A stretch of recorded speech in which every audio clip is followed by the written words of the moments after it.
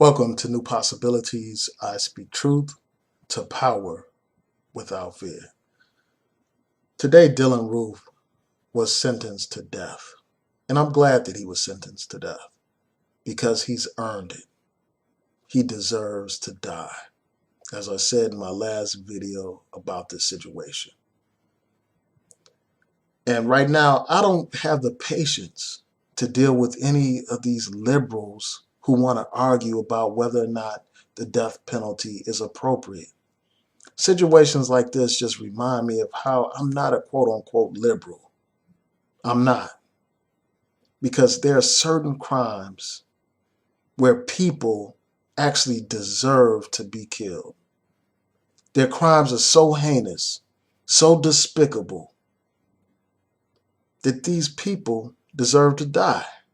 I mean, here you have a white supremacist who goes into an African American church, much like how a wolf with sheep's clothing goes among the flock and brings death and destruction. That's what this man did. The congregation accepted him as one of their own. They allowed him to be amongst them. He sat amongst them for a while. And when they closed their eyes to begin to pray, that beast, that monster, preyed upon the congregation. He took out a gun, shooting and killing 9 of the people there.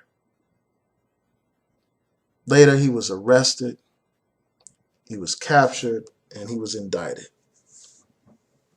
and charged with murder.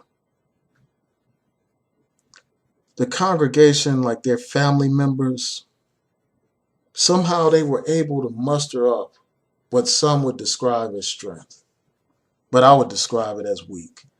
But they mustered it up to the point where they were able to actually forgive this monster, this beast.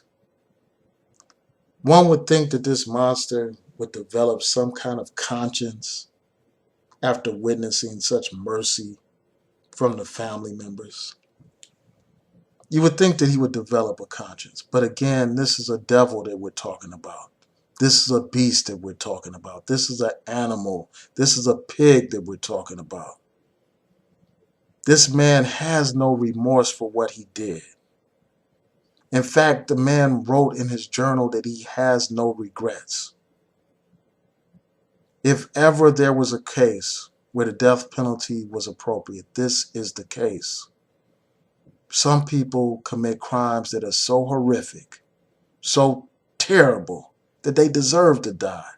And Dylann Roof deserves to die. People want to question whether or not the state should have the power to take life. But yet we give the state power to take life every day when we arm police with guns, when we arm soldiers with all kinds of weapons that they use against people around the world. These same people that complain about the death penalty are the same people who defend abortion, who defend the killing of unborn fetuses. These are the people who will defend the rights for killers to live. Killers like Dylann Roof, monsters like Dylann Roof, beasts like Dylann Roof, animals like Dylann Roof. So I'm glad that this man has been sentenced to death. I'm glad. And some people have said, well, it would be a greater punishment for him to be forced to live knowing that he had committed this crime, to live the rest of his life in jail. That will give him time to reflect upon his errors. Well, we know in America, for the most part, executions don't take place overnight. Like there's a long, drawn-out process. It could be years before this man is actually executed. So he will have more than enough time to reflect upon the errors of his ways.